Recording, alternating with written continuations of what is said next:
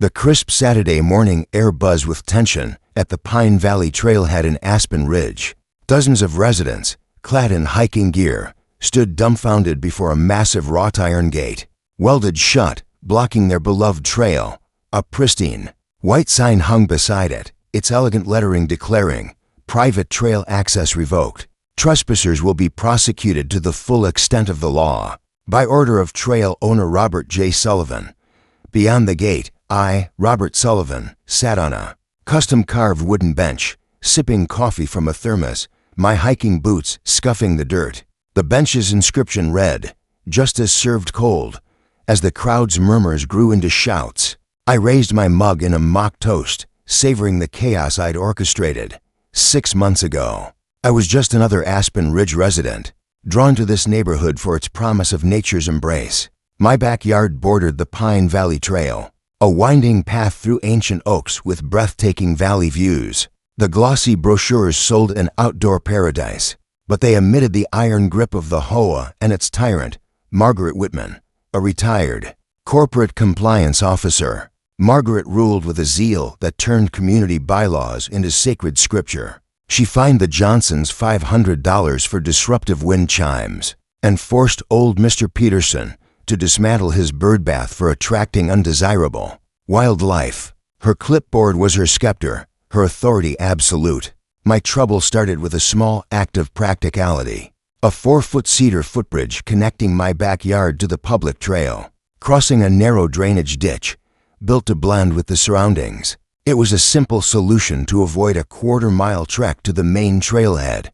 Within 48 hours, Margaret slapped me with a violation notice for unauthorized construction of pedestrian infrastructure, demanding its removal. I explained the trail was public, and my bridge broke no laws, but Margaret didn't care for reason. To her, my bridge was a rebellion against her dominion when I refused to tear it down. The fines came like clockwork: $300 for pathway defiance, $500 for unauthorized trail connectivity, and a ludicrous $750 for narcotic access.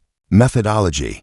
Margaret's bureaucratic jargon could make a lawyer blush. She called emergency HOA meetings, ranting about the chaos my bridge would unleash, visions of a suburban Venice. With bridges crisscrossing the ditch, I stood firm, using the bridge daily, each step a quiet defiance. Then came the morning that changed everything. I woke to find a 6-foot chain link fence, topped with menacing spikes, blocking my backyard trail access. A laminated HOA notice, zip-tied to the metal, declared my trail privileges permanently revoked for violating community access protocols. Staring at this eyesore in my bathrobe, rage replaced my usual calm. Margaret had turned my sanctuary into a prison yard, but I wasn't a pushover.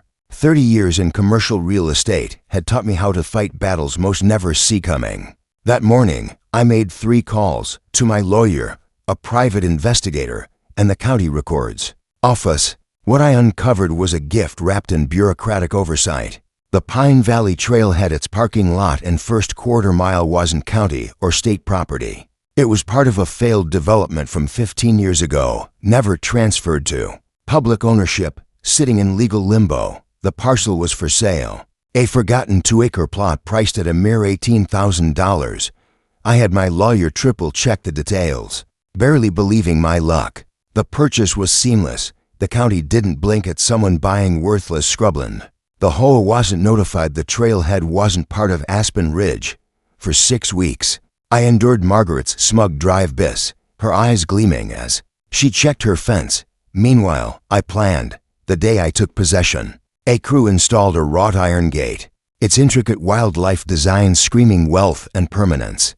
Built to commercial standards, it would take a tank to breach.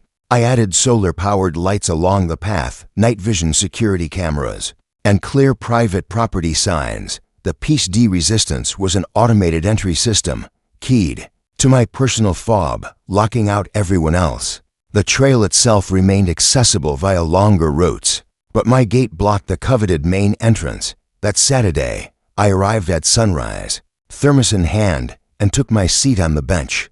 Hikers gathered, confused and angry, rattling the gate and snapping photos of my signs. Margaret arrived within an hour, her face crimson. screaming through the bars that I couldn't block her trail. I calmly explained I owned the trailhead, not the trail, and other entrances existed miles away. Her threats of lawsuits and HOA vengeance bounced off me like rain on my gate. The local news arrived, tipped off by a viral social media post, capturing her meltdown for all to see. That night, the HOA held an emergency meeting.